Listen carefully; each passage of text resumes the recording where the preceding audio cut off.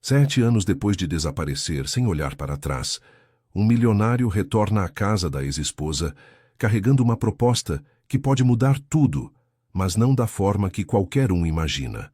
Ele acredita que está prestes a resolver o passado com dinheiro, frieza e controle, sem perceber que há feridas que o tempo não apaga e verdades que nunca aceitaram ficar enterradas. Do outro lado daquele portão não está a mulher quebrada que ele abandonou, e sim alguém que transformou dor em força, silêncio em dignidade e abandono em legado. Só que o que realmente o espera naquela visita não é uma negociação, e sim um encontro capaz de desmontar cada certeza que sustentou sua vida por 7 longos anos. Antes de mergulhar nessa história de abandono, orgulho, segredos e consequências, já se inscreva no canal e ative as notificações para não perder os próximos relatos emocionantes. A estrada de terra que cortava o Cerrado Paulista tinha esse cheiro específico que a chuva de ontem deixara para trás, aquele perfume de terra molhada e capim esmagado que Renato Cavalcanti conhecia desde criança e que, por mais que tentasse, nunca conseguira apagar da memória. 7 anos. 7 anos desde a última vez que aquelas rodas haviam rolado por esse caminho, e o GPS do SUV importado insistia em recalcular a rota como se a estrada não devesse existir, como se aquele trecho do mundo fosse um erro cartográfico que precisava ser corrigido. Renato desligou o aparelho e seguiu pela memória. Ele tinha 52 anos, cabelos grisalhos cortados com precisão cirúrgica, um terno cinza que custava o equivalente a 6 meses de salário de um trabalhador rural e uma expressão que seus sócios descreviam como impenetrável. O carro cheirava a couro novo e a um perfume caro que um amigo trouxera de Paris. Tudo nele comunicava distância, poder e uma certa arrogância tranquila, a arrogância de quem não precisa mais provar nada a ninguém, exceto que precisava. E era exatamente por isso que estava ali. O projeto de expansão do Grupo Cavalcanti Agro havia chegado num ponto crítico. Depois de 3 anos negociando com prefeituras, cartórios e proprietários rurais de 4 municípios diferentes, o corredor logístico que ligaria as fazendas do grupo em Goiás ao Porto Seco de Ribeirão Preto estava quase completo. Quase. Faltava uma faixa de terra de aproximadamente 42 hectares que atravessava o coração da região. Uma propriedade pequena aos olhos do mercado, mas absolutamente estratégica aos olhos de qualquer engenheiro de infraestrutura. Sem aquela faixa, o corredor precisava ser redesenhado, o que custaria ao grupo cerca de 18 meses e um valor que os financeiros calculavam em torno de 34 milhões de reais. A propriedade se chamava Sítio Girassol. Renato sabia disso antes mesmo de pedir ao departamento jurídico que investigasse a situação. Sabia porque era ele quem havia escolhido esse nome, numa tarde de domingo de um outubro distante, quando ainda acreditava que certas coisas duravam para sempre. O nome estava registrado em nome de Isadora Mendes Cavalcanti, 38 anos, produtora rural, CPF ativo, nenhuma dívida cadastrada, nenhum processo em aberto. O relatório que o assistente imprimiu para ele era limpo demais, organizado demais, como se a vida daquela mulher tivesse sido arrumada com intenção deliberada de não deixar brechas. Renato dobrou a última curva antes da porteira e reduziu a velocidade. O sítio estava à sua frente, e ele precisou de alguns segundos para processar o que via. Na última vez que estivera ali, a propriedade carregava a marca do abandono que ele mesmo havia deixado. A cerca desgastada, a pintura da casa descascando nas quinas, o jardim da frente tomado por ervas que ninguém havia se preocupado em cortar. Havia uma melancolia específica no lugar, como se a terra também estivesse de luto por algo que se foi sem despedida. O que ele via agora era outra coisa. A cerca havia sido substituída por uma estrutura nova, mourões firmes e arame bem tensionado, com uma porteira de ferro pintada de verde escuro que combinava com as janelas da casa ao fundo.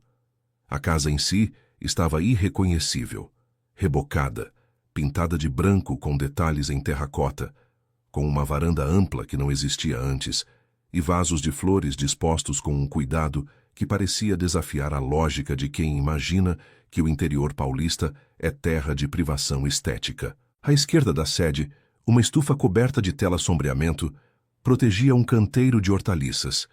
À direita, fileiras organizadas de milho e feijão se estendiam até onde a vista alcançava. Ele ficou parado dentro do carro por quase 1 minuto. Havia uma placa de madeira entalhada pendurada na porteira. Sítio Girassol. As letras eram firmes, aplicadas com tinta amarela sobre fundo escuro, sem ornamentos desnecessários. A placa não pedia licença para existir. Ela simplesmente estava lá, como uma declaração. Renato desceu do carro e puxou a porteira com cuidado. O trinco estava bem calibrado. Deslizou suave, sem rangido. Alguém havia dado manutenção àquela dobradiça recentemente. Ele entrou, fechou atrás de si e começou a caminhar pelos 20 metros que separavam a porteira da varanda da casa. Foi quando a viu. Isadora saía pela porta lateral carregando uma enxada encostada no ombro e um balde na outra mão. Usava calças cargo bege, uma camiseta de trabalho surrada, mas limpa, e um chapéu de palha inclinado sobre o rosto. Ela não o viu de imediato.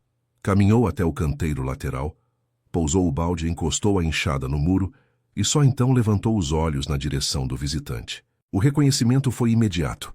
Renato viu isso no instante em que o corpo dela imobilizou por uma fração de segundo. Mas não houve recuo, não houve susto visível, não houve nenhuma daquelas reações que ele, talvez inconscientemente, esperava encontrar. Isadora ficou parada por esse meio segundo, e então simplesmente endireitou a postura e esperou que ele chegasse até ela. Ele parou a 3 metros de distância. De perto ela estava diferente. Não envelhecida, não desgastada. Diferente. Havia uma solidez nela que ele não soube nomear de imediato, uma firmeza que não era dureza, mas que também não era abertura. Era simplesmente a postura de alguém que não deve nada a ninguém e que sabe disso com toda a clareza. "Bom dia, Isadora", ele disse. A voz saiu mais grave do que pretendia, com aquela raspagem sutil que aparecia sempre que ele estava, sem querer admitir, nervoso. Ela o olhou por um momento antes de responder. "Bom dia, Renato." Não havia veneno na voz dela. Também não havia calor. Era uma saudação funcional, a mesma que ela provavelmente daria a um entregador ou a um vizinho que passasse pela estrada. Isso, por alguma razão que ele não saberia explicar, o incomodou mais do que qualquer hostilidade teria incomodado. Renato ajeitou o paletó, um gesto automático que seu assistente certa vez descreveu como seu único tique visível em situações de pressão, e abriu a boca para dizer algo que havia ensaiado no carro durante a última hora de estrada. Mas as palavras que havia preparado pareciam pequenas demais diante daquela mulher e daquela terra, e o que saiu foi algo diferente. "Você cuida muito bem do lugar." Isadora não sorriu, mas havia algo nos olhos dela, uma espécie de reconhecimento tranquilo, como se ela soubesse exatamente o que ele havia esperado encontrar e soubesse também que não era aquilo. "Eu cuido", ela disse.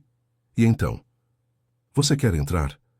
Não era um convite caloroso, era uma pergunta prática, do tipo que se faz a qualquer pessoa que aparece de carro na sua porteira num dia útil de manhã.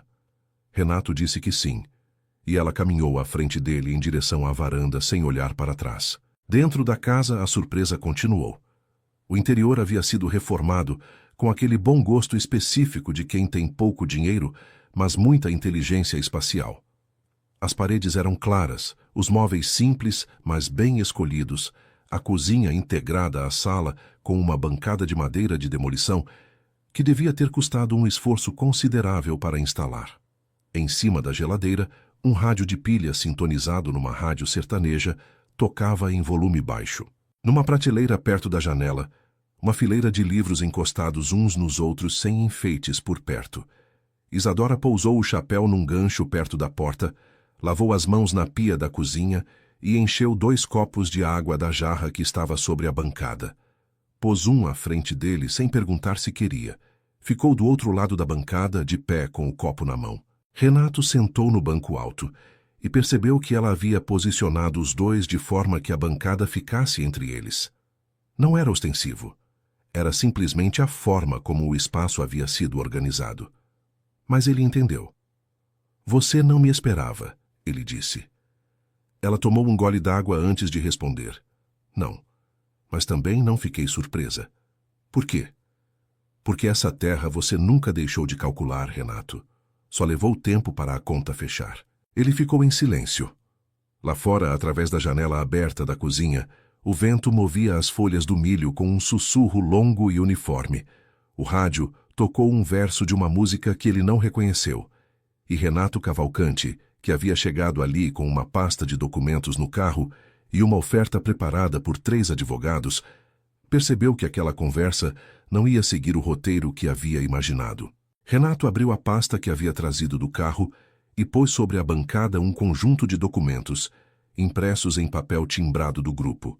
Mapas georreferenciados, plantas baixas, estudos de impacto logístico e uma proposta financeira que o Departamento de Aquisições havia montado com a atenção que normalmente reservavam para negociações de grande porte. Eram 11 páginas numeradas e encadernadas com espiral prata, o tipo de material que ele havia aprendido a usar ao longo dos anos porque comunicava seriedade antes mesmo de a conversa começar. Isadora não tocou nos documentos. Ela ficou do outro lado da bancada, o copo d'água na mão, os olhos percorrendo a pasta com uma atenção que não era interesse, mas reconhecimento. Como se já soubesse o que havia dentro antes de ele abrir. 42 hectares, disse Renato, abrindo no mapa georreferenciado e girando a folha na direção dela. A faixa que atravessa esse setor aqui. Ele apontou com a caneta. Não é a propriedade inteira, é só essa faixa. Você continuaria com a sede, com os canteiros, com tudo que está ao sul da linha que marquei. Isadora olhou para o mapa, depois olhou para ele. Quanto? Ela perguntou. Era a pergunta direta que ele esperava. Ele estava preparado para ela.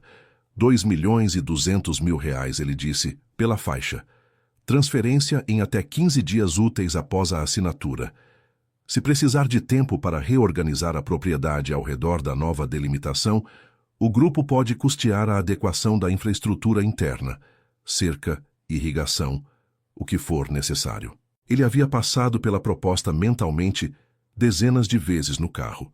Sabia que era uma oferta boa. Sabia que pelo valor de mercado da terra naquela região, estava oferecendo quase o dobro do que qualquer outro comprador pagaria. Sabia também que 2 propriedades vizinhas já haviam aceitado valores menores sem questionar. A proposta era irrecusável por qualquer critério financeiro objetivo. Isadora pousou o copo sobre a bancada. Ficou em silêncio por um momento que, para Renato, durou mais do que deveria. Depois disse, "Você quer café?" Ele piscou. "Quero." Ela foi até o fogão sem pressa, acendeu o queimador e pôs a chaleira. Renato observou os movimentos dela com aquela sensação estranha que vinha o incomodating desde que a viu no canteiro, a sensação de que havia chegado preparado para uma negociação e que essa negociação estava acontecendo numa linguagem que ele não dominava. Quando o café ficou pronto, ela pôs 2 xícaras sobre a bancada. As xícaras eram de cerâmica artesanal, pintadas à mão com motivos de girassol. Ele reconheceu o padrão. Eram de um ateliê de Franca que Isadora havia visitado com ele numa viagem de fim de semana, numa época em que os dois ainda acreditavam que tinham tempo ilimitado para essas viagens. "Você foi a Franca buscar essas xícaras?" Ele perguntou, sem querer. "Não. Uma amiga trouxe de presente quando inaugurei a varanda." Silêncio. Renato bebeu o café. Era forte, encorpado com aquele sabor de coador de pano que a máquina expresso do seu escritório em Goiânia nunca havia conseguido reproduzir. Ele pôs a xícara de volta na bancada com cuidado, como se soubesse que qualquer gesto brusco quebraria algum equilíbrio frágil que ele não havia pedido, mas que precisava preservar. "Isadora, o projeto é sólido", ele disse. "O corredor logístico vai beneficiar a região inteira, vai gerar empregos, vai melhorar o escoamento da produção local, vai valorizar as propriedades do entorno. Estou oferecendo um valor que você não vai encontrar no mercado. Você pode aplicar esse dinheiro, comprar outro pedaço de terra, ampliar a operação aqui. Com 2.200.000, você tem opções que não tem hoje." Ela o escutou até o fim. Não interrompeu, não demonstrou impaciência, não cruzou os braços. Simplesmente escutou com aquela atenção cuidadosa que ele havia esquecido que ela tinha. Quando ele terminou, ela disse: "Você acha que eu preciso de opções?" Não era uma pergunta, era uma observação. Todo mundo tem limitações, Isadora. Isso não é uma crítica. Ela sorriu pela primeira vez desde que ele havia chegado. Era um sorriso pequeno, contido, que não chegou até os olhos. "Renato, você chegou aqui com a pasta certa, o mapa certo, o número certo. Você preparou isso como prepara qualquer aquisição do grupo.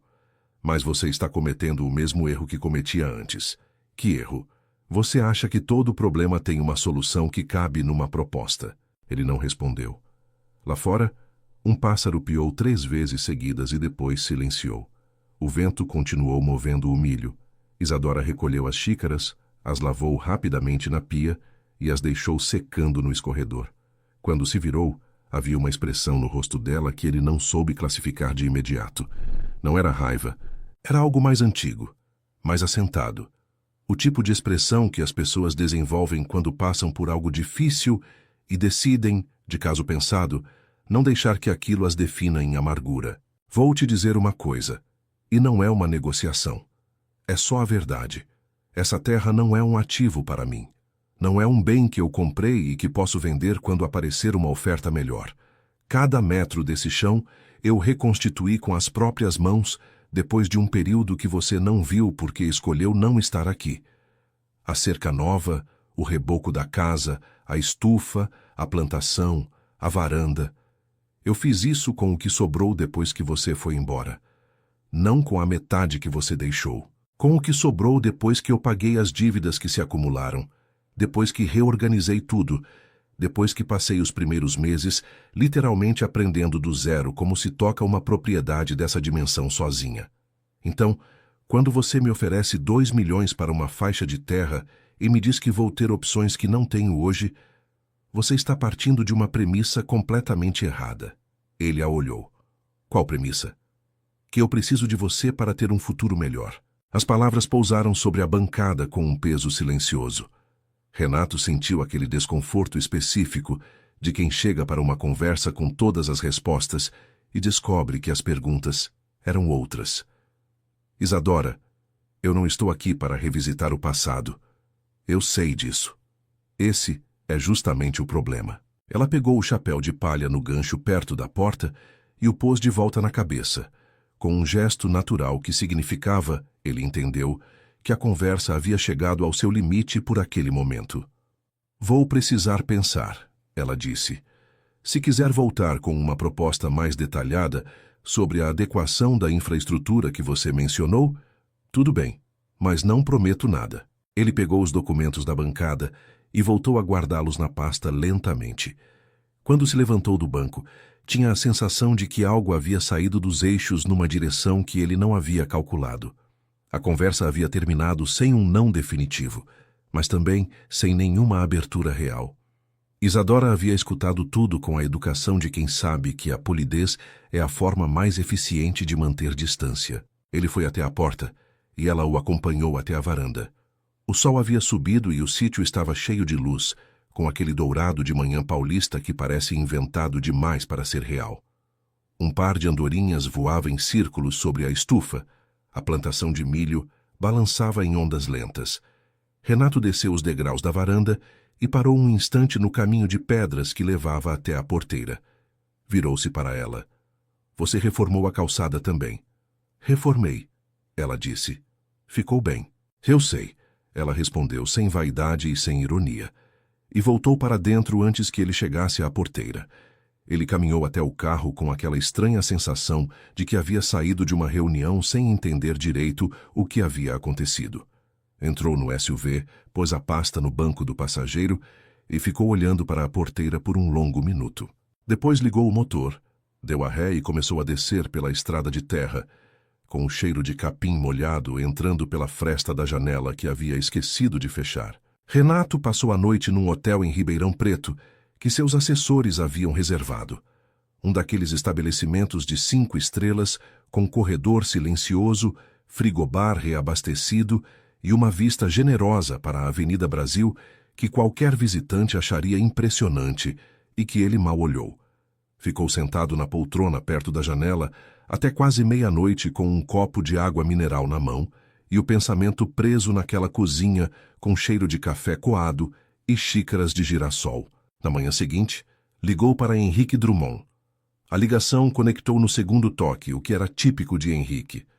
Ele sempre atendia rápido, independentemente do horário, como se estar disponível fosse uma forma de demonstrar lealdade. Era uma das coisas que Renato havia valorizado nele durante os quase 12 anos de sociedade. Junto, os dois haviam construído o que virou o Grupo Cavalcante Agro, partindo de uma fazenda endividada em Goiás e chegando a um portfólio de propriedades que somava mais de 40 mil hectares distribuídos por 3 estados. E aí, fechou? Henrique perguntou com aquela voz animada que tinha quando esperava boas notícias. Ainda não. Ela vai pensar. Pensar em quê? A oferta é boa. Mais do que boa. Eu sei. Mas ela não é o tipo de pessoa que decide por uma oferta. Silêncio do outro lado. Depois, você conhece ela melhor do que eu. O que acha que precisa? Renato ficou um momento sem responder. Olhou para a janela, para o movimento da avenida lá embaixo, para os carros que seguiam em fila ordeira em direção ao centro. Eu não sei, ele disse, mas vou voltar. Henrique disse tudo bem com uma leveza que soava calculada, como costumava soar quando havia algo que ele preferia não aprofundar. Renato desligou e ficou olhando para o telefone por um instante. Havia algo na voz do sócio que ele não soube nomear e que decidiu atribuir ao cansaço. Voltou ao sítio na tarde do dia seguinte, desta vez sem pasta, sem documentos e sem terno. Foi de jeans e camisa xadrez, que era o guarda-roupa que mantinha no hotel para as visitas às fazendas do grupo. Também chegou sem avisar, o que não havia sido uma estratégia calculada, mas simplesmente um impulso.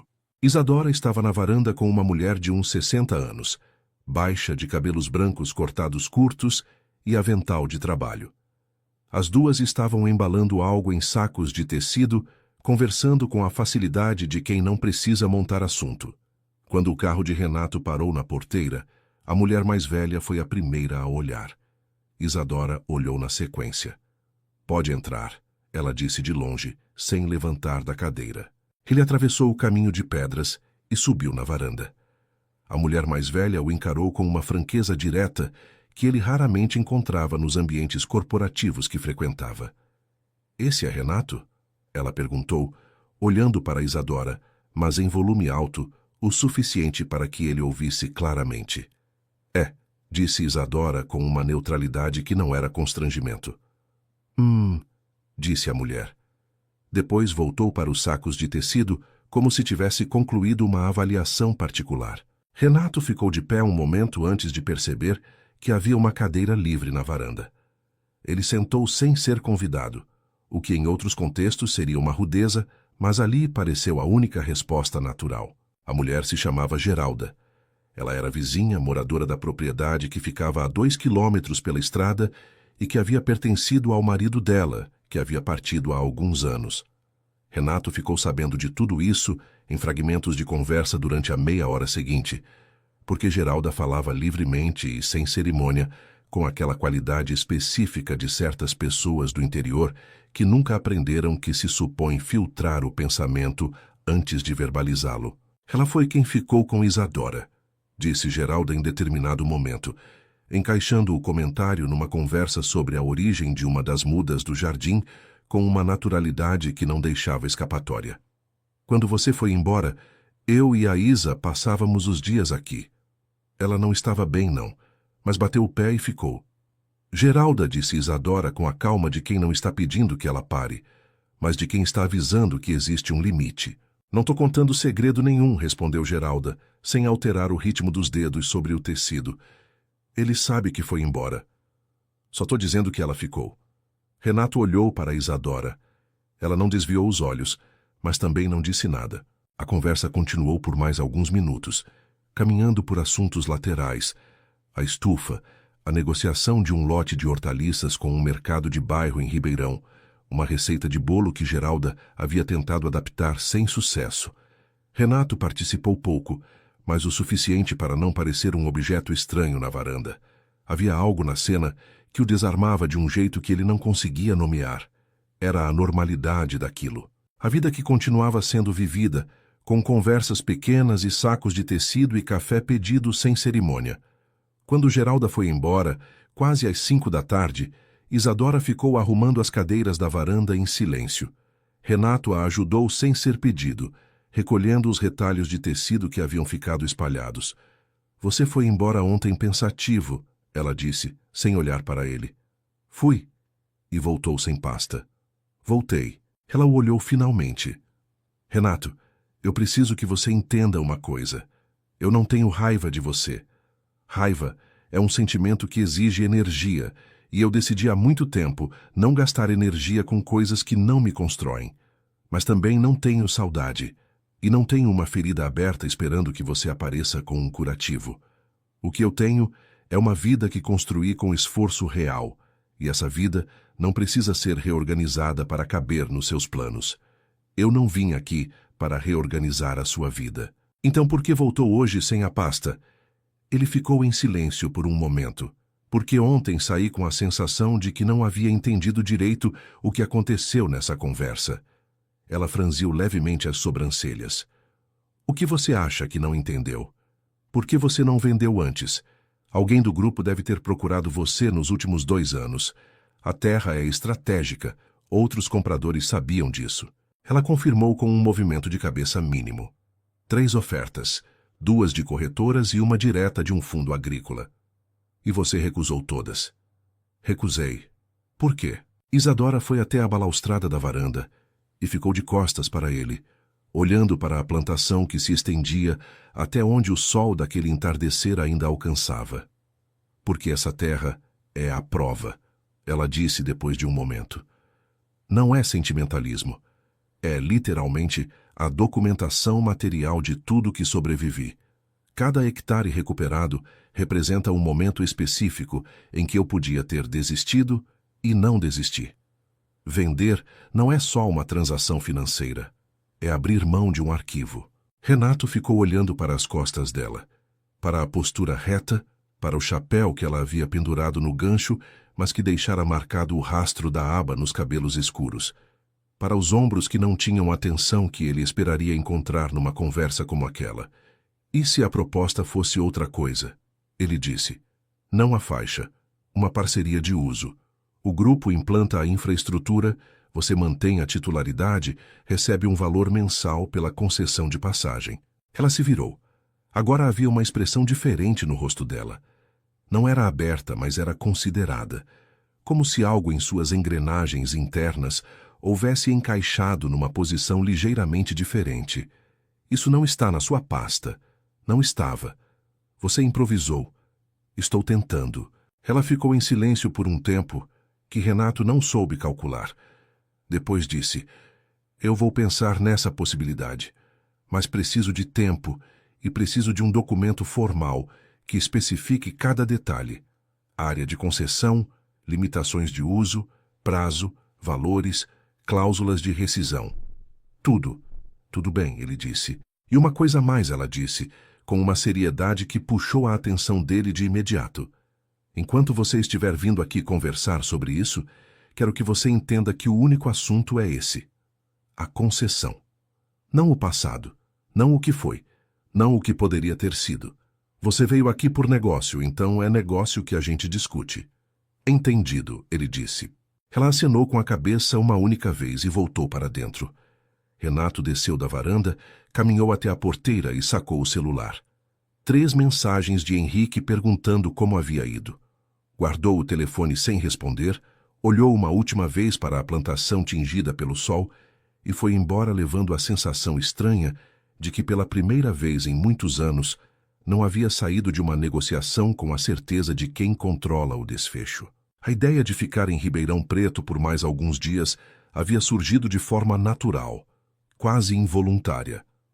Renato marcou com o escritório local que precisava de 1 semana para resolver pendências da negociação, o que não era inteiramente mentira. A proposta de concessão precisava ser elaborada com mais detalhes, e os advogados do grupo Haviam pedido pelo menos 4 dias úteis para montar um documento que fosse ao mesmo tempo juridicamente sólido e suficientemente flexível para não assustar uma proprietária que havia deixado claro que não negociaria sob pressão.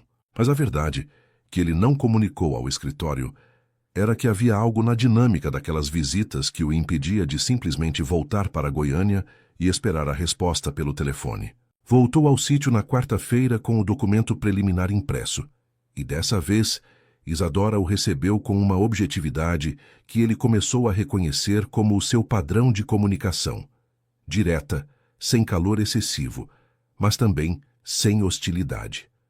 Eles ficaram sentados à mesa da varanda por quase 2 horas, percorrendo cláusula por cláusula, e ele percebeu que ela havia feito a lição de casa. Havia marcado o documento, com anotações a lápis, questionado termos específicos com o vocabulário preciso de quem havia pesquisado o assunto e colocado 3 exigências adicionais que nenhum dos advogados do grupo havia antecipado. Você consultou alguém? Ele perguntou, olhando para as anotações. Consultei o Senar e li 2 contratos de concessão de passagem que consegui no cartório, ela respondeu, com uma simplicidade que dispensava comentários adicionais. Eles fecharam o dia com uma versão revisada do documento que precisaria passar pela aprovação final dos 2 lados. Isadora disse que teria uma resposta em 1 semana. Renato disse que tudo bem. Antes de ir embora, ela fez café novamente. Eles ficaram na varanda enquanto o sol descia e a conversa derivou sem que nenhum dos 2 parecesse ter planejado isso para assuntos que não eram a concessão. Você ainda tem as fazendas em Goiás todas? Ela perguntou sem tom inquisitivo, como quem pergunta sobre o tempo. A maioria. Reestruturei o portfólio no ano passado. Vendi 3 propriedades menores para consolidar as operações nas maiores. E o Henrique ainda é sócio? A pergunta chegou de forma casual, encaixada entre um gole de café e o olhar que ela pousou na direção da plantação. Mas Renato sentiu alguma coisa imperceptível se mover na frase, como um peixe que passa rápido sob a superfície de uma água parada. Ainda é, ele disse. Por que pergunta? Curiosidade, ela disse. Depois, você confiava muito nele. Confio, ele corrigiu. E depois, sem saber por quê, acrescentou. Sempre confiei. Ela não respondeu a isso. Apenas fez um gesto com a cabeça que poderia significar qualquer coisa e tomou mais um gole do café. Renato ficou com aquela frase no ouvido durante o caminho de volta para o hotel. Você confiava muito nele. O verbo no passado. Uma escolha de palavras que Isadora, que falava com precisão cirúrgica, certamente não havia feito por acidente. Mas quando tentou montar uma pergunta ao redor daquilo, percebeu que não tinha chão suficiente para sustentá-la. Era intuição, não dado.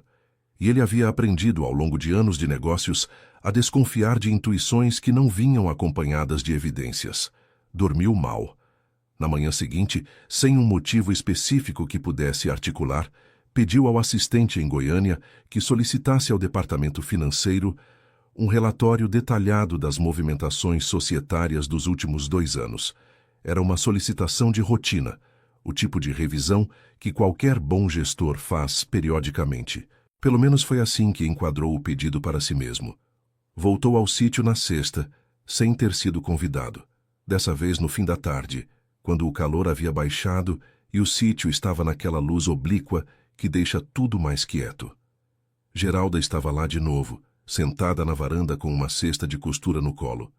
Quando ele apareceu na porteira, ela disse, você de novo, como se fosse algo que havia esperado. Isadora apareceu pouco depois, vinda da estufa com um cacho de couve na mão.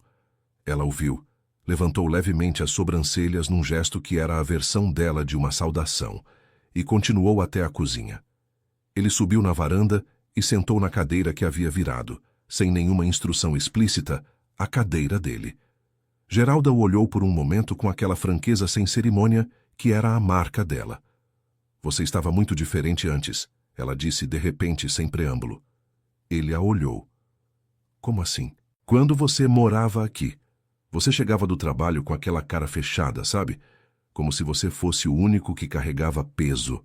A Isa ficava do lado tentando conversar e você respondia em monossílabo. Renato não respondeu. Não havia como negar algo que ele mesmo lembrava, ainda que com o distanciamento confortável que os anos constroem ao redor das memórias inconvenientes. Ela não é rancorosa, sabe? Continuou Geralda mexendo na cesta sem olhar para ele. Mas também não é boba. Então não confunda a educação com abertura, porque são coisas bem diferentes. Eu sei, ele disse. Tem certeza? Ela perguntou com a mesma leveza de quem pergunta se ele quer mais açúcar no café. Isadora voltou da cozinha com 3 xícaras e uma jarra de suco de maracujá que ela havia tirado da geladeira. Sentou-se e olhou para os dois com aquela expressão de quem sabe que entrou no meio de uma conversa, mas que não vai perguntar o que foi dito. Os 3 ficaram na varanda enquanto o sol terminava de descer. Conversaram sobre a estufa, sobre um problema com irrigação que Isadora estava tentando resolver, sobre o mercado de orgânicos em Ribeirão, que havia crescido nos últimos anos. Renato participou mais do que na primeira visita, fazendo perguntas reais sobre a operação do sítio, as culturas, os custos de manutenção, e ouvindo as respostas com uma atenção que não era apenas protocolo social. Havia um momento, perto das 6 da tarde, em que Geralda foi buscar um chale dentro da casa, e os dois ficaram sozinhos na varanda por alguns minutos. Isadora estava olhando para o horizonte, onde o sol havia acabado de sumir, e havia uma expressão no rosto dela que ele não havia visto antes. Não era fechada, não era aberta, era simplesmente pensativa. Você está vindo aqui mais do que o documento exige, ela disse, sem virar para ele. Estou. Por quê? Ele demorou um momento. Porque eu não sabia que isso estava aqui, ele disse, fazendo um gesto vago na direção do sítio, da plantação, da casa reformada, de tudo aquilo que havia surgido sem ele. E estou tentando entender como não vi antes. Ela finalmente o olhou. A expressão no rosto dela era difícil de decifrar, mas havia algo nela, uma abertura muito pequena, como uma fresta de luz embaixo de uma porta fechada. Você não viu porque não olhou, ela disse simplesmente. E então Geralda voltou com o chale, e a conversa seguiu por outros caminhos, e aquele momento passou, mas ficou pousado entre os dois como uma coisa que havia sido dita e que nenhum dos dois poderia fingir que não havia sido ouvida. De volta ao hotel naquela noite, Renato ficou longo tempo em pé na janela do quarto, olhando para a cidade que pulsava lá embaixo, sem se importar com ele. Pensou em Isadora, arrumando as xícaras depois que ele fosse embora, trancando a porteira, apagando a luz da varanda e indo dormir com a solidez tranquila de quem construiu um mundo que se sustenta por conta própria. Pensou no sítio às 7 da manhã, quando o sol batia primeiro na estufa e ela já estava de chapéu no canteiro. Pensou em tudo que havia existido antes e em tudo que havia desaparecido, quando ele escolheu ir embora sem olhar para trás, e percebeu, com uma clareza que o desconfortou profundamente, que o maior prejuízo da sua vida não estava em nenhum balanço contábil. O relatório financeiro chegou por e-mail numa segunda-feira cedo, com uma extensão de 43 páginas e um sumário executivo que o assistente havia preparado para facilitar a leitura. Renato abriu o arquivo no tablet enquanto tomava café no quarto do hotel, esperando encontrar a organização previsível de um portfólio saudável. Entradas, saídas, movimentações societárias classificadas por categoria, assinaturas digitais, datas, registros. O que encontrou foi diferente. Não era nada gritante. Era o tipo de coisa que passaria despercebida numa revisão casual. O tipo de detalhe que só aparece quando você olha com a atenção específica de quem está procurando algo sem saber exatamente o que. 3 transferências de valores expressivos realizadas através de uma conta intermediária, vinculada ao grupo. Todas em datas que coincidiam com períodos em que Renato havia estado em viagem internacional. As autorizações constavam como assinadas digitalmente por ele, com certificado válido, mas a hora dos registros não batia com nenhum acesso documentado ao sistema naqueles dias. Ele leu aquelas páginas 3 vezes. Depois ligou para o departamento de TI e pediu o log completo de acessos ao sistema de aprovações financeiras dos últimos 2 anos. A solicitação levou 4 horas para ser processada, e quando chegou, Renato já havia chamado ao hotel um advogado que conhecia de um caso anterior. Um especialista em direito societário que trabalhava em Ribeirão há mais de 20 anos e que tinha a virtude rara de ser completamente discreto. Os dois ficaram na sala do quarto por quase 3 horas.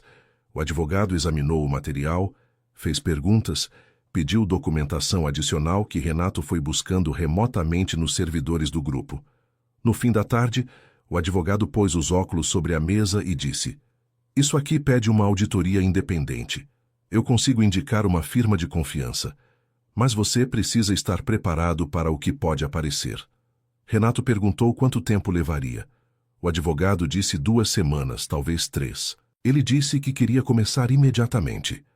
Naquela noite, tentou ligar para Henrique e descobriu que o sócio estava numa viagem ao Maranhão, inspecionando uma propriedade que o grupo havia adquirido recentemente. A secretária disse que ele retornaria na quinta. Renato pediu que anotasse que precisava falar com urgência e desligou sem deixar mais detalhes. Voltou ao sítio na terça-feira. Não tinha certeza por que havia feito isso. A negociação estava pausada, aguardando a versão final do documento de concessão, e não havia nada de prático que justificasse a visita. Mas havia algo que o puxava para aquele caminho de terra como uma gravidade específica e discreta. E ele havia aprendido a não discutir com esse tipo de impulso. Isadora estava podando uma cerca viva na lateral da propriedade quando ele chegou. Ela ouviu o motor do carro, olhou uma vez e continuou podando. Ele abriu a porteira, estacionou e foi até ela sem pressa. "Você parece cansado", ela disse, sem parar o trabalho. "Tive uma noite difícil." Ela o olhou de relance. "Negócio?" "Algo assim." Ela largou a tesoura de poda sobre um balde e tirou as luvas. "Vem, eu faço almoço." Renato ficou um momento sem saber o que dizer. Não havia sido convidado para uma refeição naquela casa em 7 anos, e o convite chegou com uma naturalidade tão desarmada de cerimônia que ele não soube como recebê-lo senão simplesmente dizendo: "Obrigado." Eles almoçaram na cozinha porque a varanda estava quente demais naquele horário. Ela fez arroz, feijão, frango assado com alecrim que vinha da horta e uma salada de folhas que ele reconheceu como do próprio canteiro da estufa. Era uma comida simples e boa, do tipo que não pede justificativa. Comeram em silêncio por alguns minutos, e esse silêncio não era desconfortável. Era o silêncio de pessoas que haviam passado do ponto em que precisam preencher o espaço com palavras desnecessárias. "Você ficou em Ribeirão mais tempo do que esperava", ela disse eventualmente. "Fiquei. Apareceu uma coisa, ela não perguntou o quê. Esperou." Renato ficou olhando para o prato por um momento. Aí disse: "Eu pedi uma auditoria nas contas do grupo. Encontrei algumas movimentações que não batem." Ela ficou imóvel por um segundo. Depois retomou o garfo. "Com o Henrique?" ela perguntou, com uma calma que não era indiferença. "Não sei ainda. Pode ser um erro de sistema. Pode ser outra coisa." Silêncio. "Você sempre o protegeu de questionamentos", ela disse com cuidado. "Eu me lembro." Renato levantou os olhos para ela. Eu confiava muito nele." O verbo no passado, desta vez, vindo dele próprio. Ela notou. Ele viu isso na expressão dela, mas ela não comentou. Eles lavaram a louça juntos depois do almoço, o que aconteceu sem combinação, da mesma forma que ele havia começado a recolher as coisas da varanda nas outras visitas. Ele lavava, ela secava e guardava nos armários com aquela eficiência que ela tinha em tudo que envolvia o espaço da casa. Era um gesto pequeno, ordinário, e foi exatamente por isso que pesou. Quando terminaram, ela foi buscar um café e os dois ficaram na bancada, de pé, com as xícaras na mão como havia acontecido na primeira visita, mas com uma diferença que ele sentiu sem conseguir definir completamente. O espaço entre os dois havia mudado. Não havia diminuído de forma romântica, não era isso. Era mais como se a bancada entre eles houvesse parado de ser um limite e virado apenas uma bancada. "Isadora", ele disse, e parou. Ela o olhou. "Eu devia ter ouvido você naquela época, antes de ir embora." Ela ficou em silêncio por um momento. Depois disse: "Eu sei que você devia. Mas isso não muda o que aconteceu." "Não," Não muda. Que não é o que me importa agora, ela disse, com uma firmeza que não era rejeição, era apenas honestidade. O que me importa é o sítio, é a minha vida que está funcionando. É o documento de concessão que a gente ainda precisa finalizar. O passado ficou no passado, Renato. Não porque eu fingi que não existiu, mas porque eu escolhi não deixar ele me definir. Ele acenou com a cabeça. Havia algo nessa frase que deveria ser simples de receber e que, por alguma razão que ele não soube articular naquele momento, bateu nele com uma força que não esperava. Era a formulação mais precisa de algo que havia estado tentando entender desde o dia em que chegou ao sítio e encontrou uma vida florescendo no lugar onde havia esperado encontrar ruínas. Saiu mais cedo do que de costume naquela tarde. No caminho de volta ao hotel, o celular tocou. Era Henrique ligando do Maranhão. Soube que você precisa falar comigo com urgência. O que aconteceu? Renato olhou para a estrada à frente, para a terra vermelha e o capim dourado de cada lado e disse: apareceu uma coisa nas contas. Quero conversar pessoalmente quando você voltar. Houve uma pausa do outro lado. Curta demais para ser natural, longa demais para ser insignificante. Claro, disse Henrique. Na quinta estou aí. Ótimo, disse Renato. E desligou com aquela certeza silenciosa e pesada de quem acabou de confirmar, sem querer, algo que ainda estava tentando não acreditar. Naquela noite, deitado no quarto do hotel com o teto branco acima e o barulho distante da cidade lá embaixo, Renato ficou pensando na pausa de Henrique.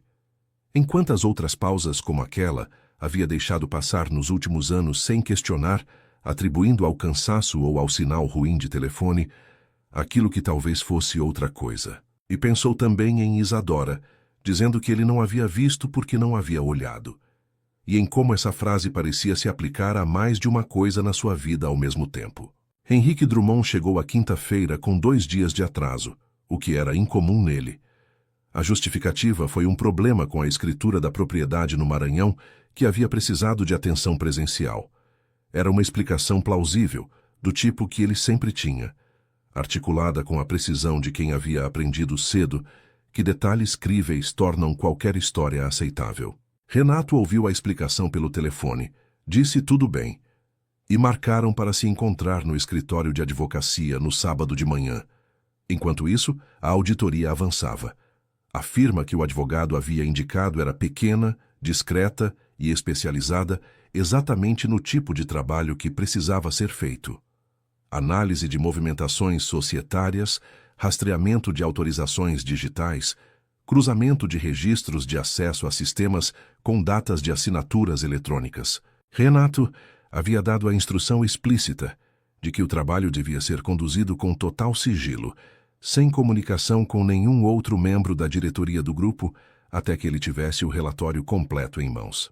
Na quarta-feira, 2 dias antes do encontro com Henrique, o auditor-chefe pediu uma reunião presencial com Renato. Quando os dois se sentaram numa sala reservada do hotel, o auditor pôs sobre a mesa um relatório preliminar de 28 páginas e disse, antes de começar a explicar: eu preciso que o senhor esteja preparado para que o que está aqui seja mais extenso do que o que apareceu na primeira leitura. Renato disse que estava preparado. O que o relatório revelou não era uma série de erros de sistema. Era uma estrutura montada com paciência e inteligência ao longo de pelo menos 4 anos, talvez mais. Transferências fracionadas em valores abaixo dos limites de alerta automático, autorizadas com certificados digitais que haviam sido emitidos de forma legítima, mas utilizados em horários em que Renato estava comprovadamente inacessível. Uma conta em nome de uma empresa de consultoria que constava no portfólio de fornecedores do grupo, mas que, investigada mais a fundo, havia sido registrada com um CNPJ vinculado a um nome que aparecia também em contratos de arrendamento assinados por Henrique Drummond de forma individual, anos antes da sociedade com Renato ter sido formalmente constituída. O valor total desviado ao longo desse período estava sendo calculado, mas a estimativa preliminar do auditor era de algo entre 8 e 12 milhões de reais. Renato ficou sentado em silêncio por um tempo considerável, depois que o auditor terminou de explicar. Não era o silêncio da surpresa total. Era o silêncio de quem está assistindo uma peça que não havia pedido ver e que, pior do que o que a peça contém, é o quanto ela revela sobre o espectador que não a havia enxergado antes. Eu preciso de mais 2 dias para fechar os números com precisão, disse o auditor. Mas o que está aqui já é suficiente para um processo de dissolução societária por justa causa. Renato disse que entendia e pediu que o trabalho continuasse. Naquela tarde foi ao sítio sem ter planejado. Chegou perto das 4, quando o calor havia baixado e o sol estava na posição que ele havia aprendido, nas últimas semanas, a associar ao fim da tarde no sítio. Oblíquo, dourado, muito diferente da luz de Goiânia, que era mais branca e mais vertical. Isadora estava na varanda com um caderno aberto e uma caneta na mão, fazendo anotações que ele identificou como cálculos de custo por cultura. Ela levantou os olhos quando ele chegou à porteira e houve algo no rosto dela quando ele atravessou o caminho de pedras que o fez parar um instante no penúltimo degrau da varanda. Aconteceu alguma coisa, ela disse. Não era uma pergunta. Ele sentou na cadeira de frente e ficou por um momento olhando para as próprias mãos. Depois disse: a auditoria encontrou o que eu não esperava encontrar. Ela fechou o caderno. Quanto? Estimativa preliminar entre 8 e 12 milhões. Ela ficou em silêncio. Depois disse com uma voz que era cuidadosa demais para ser neutra: e as assinaturas eram falsas? As autorizações eram feitas com meu certificado digital em horários que eu não acessei o sistema. Tecnicamente não são falsas, são induzidas. Ela acenou com a cabeça lentamente. Renato, eu preciso te dizer uma coisa. Ele a olhou. Ela juntou as mãos sobre o caderno fechado e o encarou com uma expressão que ele não havia visto antes naquela visita. Era séria, mas não era fria. Era a expressão de alguém que está prestes a dizer algo que carregou por muito tempo e que decidiu, naquele momento específico, que era a hora. Eu sempre desconfiei do Henrique, desde antes de você ir embora. Ele ficou imóvel. Tinha uma época, ela continuou, em que eu tentei te falar sobre isso. Não sobre as contas, porque eu não tinha acesso a isso e não teria como saber, mas sobre o comportamento dele, sobre certas conversas que eu ouvia quando ele estava aqui em casa, sobre o jeito que ele te isolava de outros contatos, sobre a forma como ele sempre aparecia depois de qualquer desentendimento nosso para reforçar o que você já estava pensando de errado. Renato sentiu algo se mover no peito. Uma coisa que não era raiva ainda, mas que tinha a textura da raiva que está sendo reconhecida. E o envelope? Ele disse, com uma voz que ficou mais baixa do que pretendia. Isadora não desviou os olhos. Eu nunca soube quem mandou. Mas quando você foi embora da forma que foi, com aquela velocidade, com aquela certeza, sem me dar chance de dizer nada, eu comecei a pensar em quem havia se beneficiado disso. Quem ficou com mais espaço depois que você foi? Quem assumiu mais autonomia nas decisões do grupo? Quem nunca mais precisou passar por mim para chegar a você? O silêncio que se seguiu foi diferente de todos os silêncios anteriores daquelas semanas. Era o silêncio de uma peça que acabou de se encaixar num lugar que ela havia estado aguardando por 7 anos. Renato ficou olhando para Isadora, para o rosto dela que não pedia nada, que não estava oferecendo acusação nem dramaturgia, estava simplesmente dizendo a verdade no momento em que a verdade havia encontrado seu terreno. Por que você não me disse isso antes? Ele perguntou. Antes da auditoria. Porque antes você não teria ouvido, ela disse. E porque não era meu trabalho convencer você. Você foi embora por escolha, Renato. O que você descobriu agora, descobriu porque escolheu investigar. Essa diferença importa. Ele ficou em silêncio. Lá fora, o sol havia terminado de pousar atrás do horizonte e o sítio entrou naquela penumbra suave que precede o escuro completo. Um grilo começou a cantar em algum ponto da plantação, e depois outro, e depois o campo inteiro estava cheio daquele som que ele havia esquecido que existia e que era, percebeu agora, uma das coisas mais antigas que ele conhecia. Isadora se levantou e foi buscar água para os dois sem dizer mais nada. Quando voltou, pôs o copo à frente dele com aquele gesto prático que ela tinha e se sentou de novo. Renato pegou o copo e bebeu devagar. Havia uma pergunta que estava se formando nele há alguns minutos e que ele precisava fazer, mas que exigia um tipo de coragem diferente das que havia precisado usar ao longo da vida. Você me perdoou? Ele disse, sem olhar para ela. Ela ficou em silêncio por um momento. Depois disse, eu não guardo o que você fez como uma dívida que você precisa saldar comigo, se é isso que está perguntando. Perdoar não é apagar. É decidir que o peso daquilo não vai mais me custar energia. Eu fiz essa escolha faz tempo, mas isso não significa que o passado deixou de ter acontecido. Significa que eu não permito mais que ele decida o meu presente. Renato ouviu isso com atenção e ficou em silêncio por um longo momento.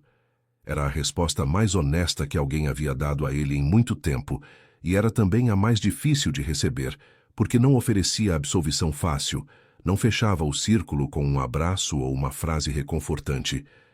Era simplesmente a verdade nua de uma mulher que havia aprendido, ao custo de anos difíceis, a não mentir para si mesma nem para os outros. Ele ficou até o escuro fechar por completo sobre o sítio e só então se levantou para ir embora, com mais coisas dentro do peito do que havia chegado e com a clareza incômoda de que o confronto do sábado era apenas o começo do que precisava ser desfeito. O encontro do sábado aconteceu às 9 da manhã, numa sala de reuniões do escritório do advogado, no 10º andar de um edifício no centro de Ribeirão Preto, com vista para a Praça 15 de Novembro. Era uma sala sóbria, com mesa de madeira escura, cadeiras estofadas e uma janela que deixava entrar uma luz fria e clara de manhã de inverno paulista. Renato havia chegado 20 minutos antes e ficado de pé na janela observando a praça lá embaixo até que o advogado chegou, e depois até que Henrique chegou, exatamente na hora marcada, com o sorriso de quem não tem nada a temer. Henrique Drummond tinha 55 anos, cabelos brancos que ele mantinha curtos e um jeito de entrar nos ambientes que Renato havia descrito, em mais de uma ocasião, como presença. Era um homem que ocupava o espaço de forma natural, que fazia as pessoas sentirem que sua chegada era um evento bem-vindo. Era uma qualidade que Renato havia admirado durante 12 anos, e que naquela manhã, com o relatório de auditoria dentro da pasta sobre a mesa, parecia um instrumento que ele havia aprendido a ver pelo ângulo certo pela primeira vez. Renato, Henrique disse, apertando a mão com a firmeza habitual. O que é essa urgência toda? Senta, disse Renato. Eles sentaram nos dois lados da mesa. O advogado ficou num canto com uma caneta e um bloco de notas, na posição de observador e testemunha que havia sido combinada. Renato abriu a pasta e empurrou o relatório na direção de Henrique sem dizer nada. O sócio pegou o relatório. Demorou um tempo que parecia calculado antes de abri-lo, o tipo de pausa de quem está avaliando o tamanho do que está prestes a encontrar. Quando abriu, percorreu as primeiras páginas com aquela expressão controlada de sempre, a expressão que havia funcionado durante anos como um muro translúcido. Você via que havia algo por trás, mas não conseguia atravessar. Depois de alguns minutos ele fechou o relatório e o pôs sobre a mesa. Olhou para Renato com uma calma que, desta vez, tinha uma fissura. Isso é uma acusação, ele disse. É uma auditoria, disse Renato, conduzida por uma firma independente com metodologia documentada. As conclusões estão na página 23. Henrique ficou em silêncio. Havia uma qualidade diferente nesse silêncio. Não era mais o silêncio do homem que não tem nada a esconder. Era o silêncio de quem está calculando. Você pode estar interpretando movimentações normais de forma equivocada, ele disse eventualmente. Operações desse volume têm complexidades que uma firma pequena pode não ter experiência para contextualizar. A firma consultou 2 especialistas externos, disse Renato. E o CNPJ da consultoria está vinculado ao seu nome, Henrique, não a uma subsidiária do grupo. Ao seu nome. O silêncio desta vez foi mais longo. Renato o deixou durar. Quando Henrique voltou a falar, a voz havia mudado. A articulação era a mesma, precisa e cuidadosa, mas o calor havia saído. Era a voz de um homem que decidiu mudar de estratégia no meio de um jogo que percebeu que não controla mais. Você não sabe metade do que aconteceu nesses 12 anos, ele disse. Eu cobri falhas que você nunca viu. Tomei decisões que você não quis tomar. Mantive o grupo de pé em períodos em que você estava com a cabeça em outro lugar. Que eu sei que você trabalhou muito, disse Renato. Isso não está em disputa. Então você sabe que isso que está chamando de desvio pode também ser chamado de compensação por um trabalho que nunca foi reconhecido da forma certa. Renato olhou para ele por um longo momento. Havia algo na frase que era quase uma confissão disfarçada de argumento, e os dois sabiam disso. Henrique, disse Renato com uma voz que era baixa e absolutamente firme. Se você achava que não estava sendo compensado de forma justa, havia um caminho para isso. Era sentar comigo e renegociar os termos da sociedade. Era abrir os números e propor um ajuste. Era qualquer coisa que não fosse isso. O sócio não respondeu. E tem uma outra coisa, continuou Renato. O envelope, as fotos, a história que destruiu meu casamento há 7 anos. Henrique ficou absolutamente imóvel. A auditoria não chegou até isso, disse Renato.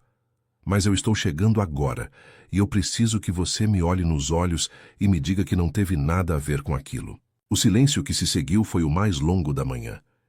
Henrique virou o rosto ligeiramente para a janela, como se a praça lá embaixo oferecesse alguma saída que a sala não tinha. Quando voltou a olhar para Renato, havia algo diferente na expressão. Não era arrependimento. Era a resignação específica de quem percebeu que o cálculo que havia feito por anos havia chegado ao seu limite. Eu não mandei aquelas fotos, ele disse. Mas eu soube que elas existiam antes de você receber. Renato ficou imóvel. Havia uma pessoa que estava interessada em te afastar do interior, em te trazer para Goiânia com raiva suficiente para nunca mais olhar para trás. Eu não fui o arquiteto disso, mas eu não fiz nada para impedir. E depois que você foi embora, eu me beneficiei do espaço que abriu. A sala ficou em silêncio por um tempo que nenhum dos 3 presentes teria sabido medir. Renato olhou para o advogado, que havia parado de escrever e estava simplesmente observando. Depois olhou de volta para Henrique com uma expressão que não era raiva explosiva, não era choro, não era nenhuma daquelas reações que fazem cenas dramáticas. Era algo mais fundo e mais permanente. Era a expressão de um homem que chegou ao fim de uma ilusão que havia durado 12 anos e que está escolhendo, com toda a clareza disponível, o que fazer com o que restou. Vou pedir a dissolução da sociedade, disse Renato. O advogado vai encaminhar os documentos esta semana. Você vai receber uma proposta de acordo que considera o valor auditado. Se aceitar, fechamos sem processo. Se não aceitar, vai para a arbitragem. Henrique ouviu isso sem contestar. Havia algo nele que parecia menor do que quando havia entrado na sala, e não era físico. Era a diminuição específica de quem perdeu o controle da narrativa que havia construído sobre si mesmo. A reunião terminou em 40 minutos. Renato ficou na sala depois que Henrique saiu, de pé na janela, olhando para a praça lá embaixo onde as pessoas passavam, com a velocidade habitual de quem não sabe que, no andar de cima, uma sociedade de 12 anos havia acabado de se dissolver com poucas palavras, numa manhã de inverno paulista. Ele ficou lá por um tempo que não soube calcular, e então pegou a pasta, agradeceu ao advogado e saiu pelo corredor em direção ao elevador, com a leveza estranha de quem acabou de largar um peso que havia carregado sem perceber por tempo demais. Ligou para Isadora do estacionamento do edifício, ainda com a pasta debaixo do braço e o sol da manhã batendo na nuca. Ela atendeu no 3º toque. Acabou, ele disse. Silêncio do outro lado. Depois, como foi? Ele disse como foi. Não com detalhes judiciais, mas com o essencial. A confissão sobre o envelope, o espaço que Henrique havia aproveitado, a dissolução da sociedade. Isadora ouviu tudo sem interromper, e quando ele terminou, ela ficou em silêncio por um momento antes de dizer: Eu lamento que você tenha passado por isso. Era uma frase simples, e talvez fosse exatamente por isso que chegou onde chegou. Não era eu avisei, não era eu sabia. Era simplesmente uma expressão genuína de pesar pelo que aquela revelação havia custado a ele, dita por uma mulher que tinha todo o direito de ser outra coisa naquele momento, e que havia escolhido, mesmo assim, ser humana. Posso ir até você hoje? Ele perguntou. Pode, ela disse. Tem almoço. Ele desligou. Ficou olhando para o celular por um instante e então caminhou até o carro com a sensação de que havia alguma coisa, depois de tudo, que ainda apontava numa direção que valia a pena seguir. Os meses que se seguiram foram os mais lentos que Renato havia vivido em décadas. Não lentos da forma ruim, não com o peso do vazio que ele associava à desaceleração. Lentos da forma que as coisas ficam quando você para de correr sem motivo e começa a prestar atenção no que estava sempre ali, esperando que alguém tivesse paciência suficiente para enxergar. A dissolução da sociedade com Henrique levou 3 meses para ser concluída. O acordo foi aceito sem arbitragem, o que Renato interpretou não como generosidade do ex-sócio, mas como o cálculo pragmático de quem prefere perder uma parte do que perdeu por inteiro.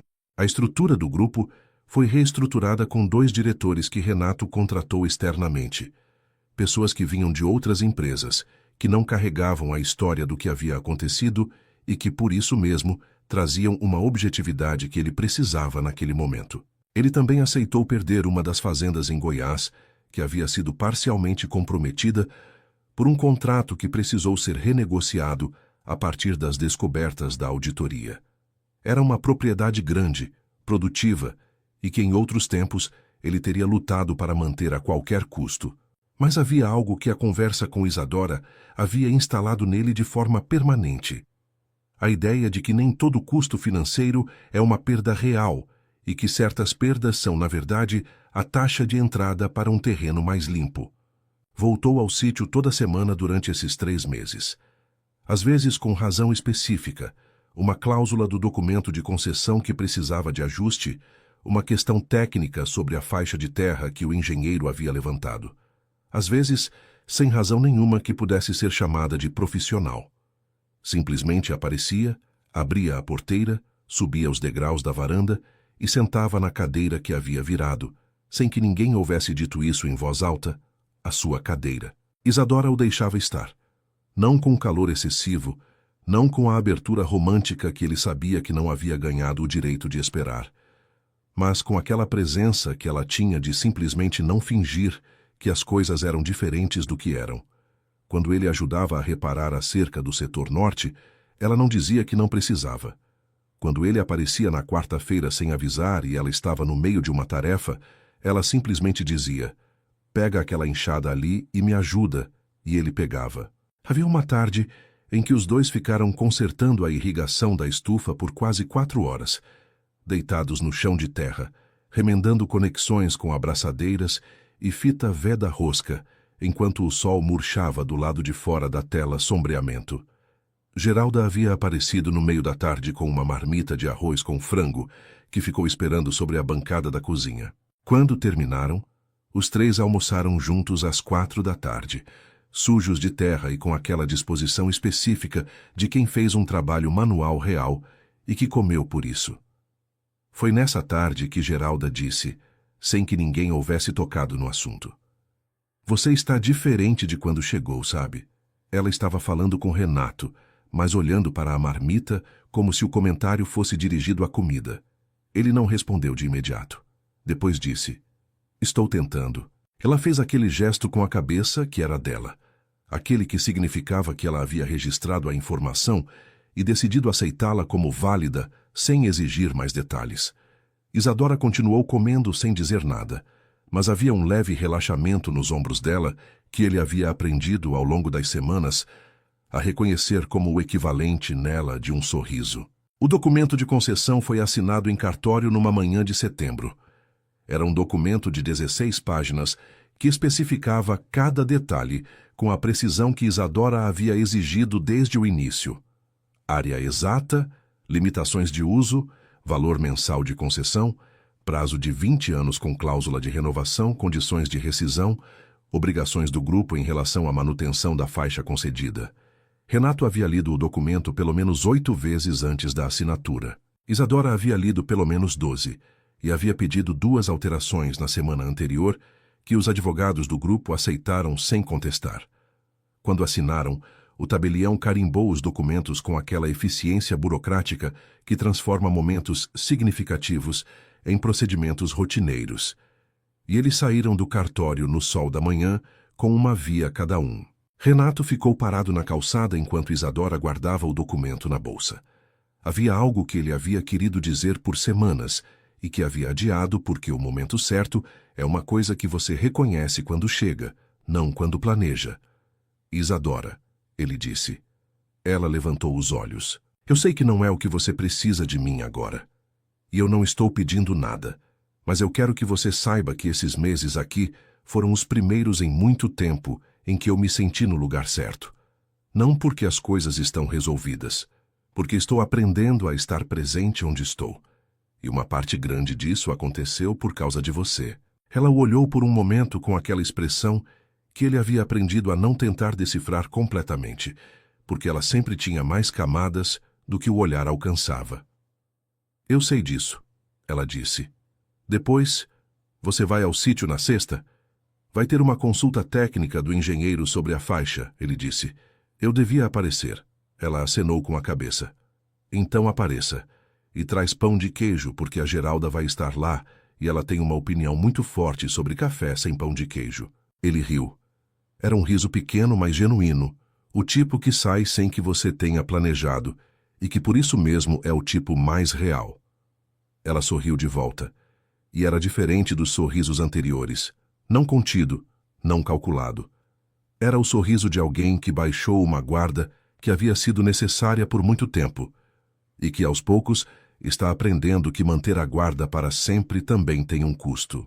Eles se despediram na calçada, com aquela naturalidade de quem já não precisa de palavras grandes para cada momento, e Renato foi até o carro com o documento de concessão debaixo do braço e aquela certeza silenciosa de que há coisas que não se reconstroem de uma vez, que não chegam num dia específico com música e declaração, que se reconstroem em dias de quarta-feira com enxada, em almoços às 4 da tarde com marmita de Geralda, em concertos de irrigação debaixo de tela sombreamento, em xícaras de cerâmica com motivo de girassol e café forte de coador de pano, que se reconstroem quando se reconstroem exatamente assim, devagar, em silêncio e com a humildade de quem aprendeu, tarde mas de verdade, a diferença entre estar presente e simplesmente existir num lugar. Na sexta-feira ele chegou com o pão de queijo ainda quente, embrulhado em papel alumínio, comprado numa padaria que havia descoberto por acaso na estrada de Ribeirão. Geralda abriu o embrulho com a solenidade de quem recebe algo que lhe é devido e disse, agora sim, sem mais comentários. Isadora sacudiu a cabeça com aquele sorriso contido que ele já havia aprendido a reconhecer como aprovação. O engenheiro fez sua consulta. Foram para o campo, percorreram a faixa da concessão com prancheta e trena, e quando terminaram, sentaram todos na varanda com café, pão de queijo e uma conversa sobre o projeto de ampliação da estufa que Isadora estava considerando para o ano seguinte. Renato fez perguntas sobre custo de estrutura. Ela respondeu com os números que havia pesquisado, e em nenhum momento aquela conversa precisou de mais do que era. 2 pessoas sentadas num sítio no interior paulista, no fim de uma tarde de setembro, construindo algo que ainda não tinha nome, mas que já tinha chão. Um ano depois, o corredor logístico do Grupo Cavalcante Agro estava operando. A faixa de concessão havia sido implantada com precisão, respeitando cada cláusula do documento assinado em setembro, e a tubulação de escoamento que atravessava o setor norte do sítio Girassol era invisível a olho nu, enterrada a profundidade suficiente para não interferir em nada da operação que continuava acontecendo acima dela. O corredor havia sido inaugurado com uma reportagem no caderno de agronegócios de um jornal estadual que mencionava numa linha a parceria de concessão com uma proprietária rural local como modelo de negociação ética. Isadora havia lido a reportagem no tablet enquanto tomava café na varanda e havia dito apenas: ficou bem redigido, numa voz que continha, para quem a conhecia, a versão dela de orgulho. O sítio havia crescido. A estufa que Isadora havia mencionado naquela tarde de setembro estava construída, uma estrutura ampla de alumínio e tela sombreamento que ocupava o setor leste da propriedade e que produzia hortaliças para 4 mercados de bairro em Ribeirão Preto e 2 restaurantes do centro, que haviam descoberto a qualidade do produto por indicação. Geralda havia se tornado, sem que ninguém houvesse formalizado isso, a responsável pela parte comercial das entregas, usando o carro dela para rodar às sextas-feiras, com as caixas de madeira empilhadas no banco de trás e uma caderneta com os nomes dos compradores escrita à mão com letra miúda. Renato havia alugado uma casa pequena na cidade, a 20 minutos do sítio pela estrada de terra.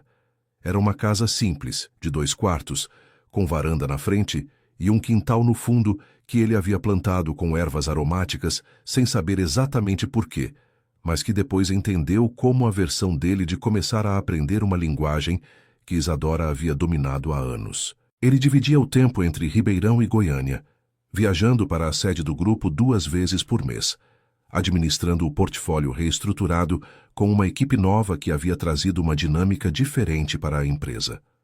O trabalho continuava, mas havia perdido aquela urgência compulsiva de antes, aquela sensação de que parar era uma ameaça. Havia se tornado simplesmente trabalho. Numa manhã de outubro, quase exatamente 1 ano depois da primeira visita ao sítio, Renato estava consertando o portão da sua casa quando o celular tocou. Era Isadora. O girassol do jardim abriu hoje, ela disse, sem preâmbulo.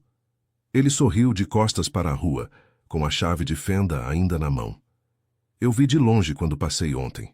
Estava quase abrindo. Você passou ontem e não parou? Estava atrasado para uma chamada, mas olhei. Ela ficou em silêncio por um momento. Depois disse, vem jantar hoje à noite. Eu fiz uma sopa que vai sobrar para 3 dias se você não aparecer. Ele parou com a chave de fenda. Jantar era novo. Tinham almoçado juntos dezenas de vezes nos últimos meses, mas sempre com Geralda presente ou com a justificativa implícita do trabalho no sítio. Jantar era outra categoria de convite, e os dois sabiam disso sem precisar dizer. Que horas? Ele perguntou. 7, ela disse. Posso levar algo? Traz o pão de queijo. Ele disse que trazia e desligou. Ficou olhando para o portão à sua frente por um momento, depois voltou a apertar o parafuso que havia soltado, com aquela calma de quem tem tempo. O sol de outubro batia na calçada, com aquela intensidade que anuncia o verão que está chegando. E de algum ponto da rua vinha o som de um rádio tocando algo que ele não reconheceu, mas que tinha aquele ritmo lento e redondo de música boa. Às 7:10 ele estacionou na frente do sítio, com o pão de queijo embrulhado em papel alumínio, ainda quente. A porteira estava aberta, o que era um pequeno gesto que significava que ele era esperado. Caminhou pelo caminho de pedras no escuro morno da noite de outubro, com os grilos cantando em todos os lados e a luz da varanda acesa lá na frente como uma bússola. Isadora estava na cozinha quando ele entrou. Havia uma panela no fogão com aquele cheiro de sopa de legumes com ervas que ele havia aprendido a identificar como dela. A mesa estava posta para 2, com as xícaras de girassol reservadas para depois do jantar, e havia um jarro de flores silvestres no centro que ela devia ter colhido da beira da cerca naquela tarde. Ele pôs o pão de queijo na bancada e ficou olhando para aquela cena por um momento antes de ela virar da panela. Quando ela virou, havia uma expressão no rosto dela que era diferente de tudo que ele havia visto até ali. Não era o rosto da negociação. Não era o rosto da mulher que havia aprendido a se proteger com precisão e a não abrir espaço onde não havia certeza. Era o rosto de alguém que havia olhado para dentro de si mesma com honestidade suficiente para reconhecer que a proteção que havia sido necessária durante tanto tempo havia cumprido seu papel e que havia chegado o momento de fazer espaço para outra coisa, com cuidado, sem pressa, mas com intenção. Você chegou pontual, ela disse. Eu praticamente vim a pé, ele respondeu. Moro há 20 minutos. Ela sorriu. Era um sorriso inteiro desta vez, sem contenção, com as linhas ao redor dos olhos que ele havia notado nas primeiras visitas e que havia aprendido a reconhecer como a marca de uma mulher que havia vivido de verdade.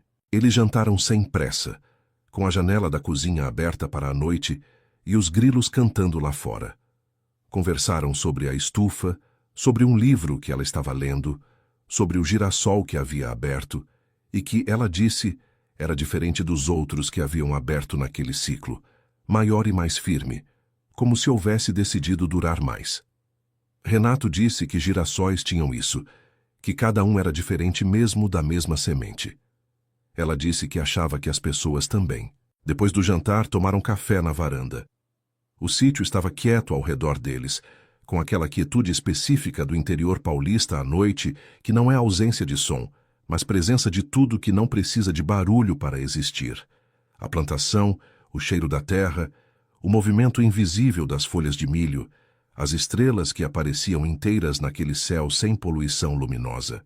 Renato olhou para a placa de madeira entalhada na porteira, iluminada pelo reflexo tênue da luz da varanda. Sítio Girassol. As letras amarelas sobre fundo escuro, firmes como haviam sido na primeira vez que as viu. "Você vai deixar o nome?"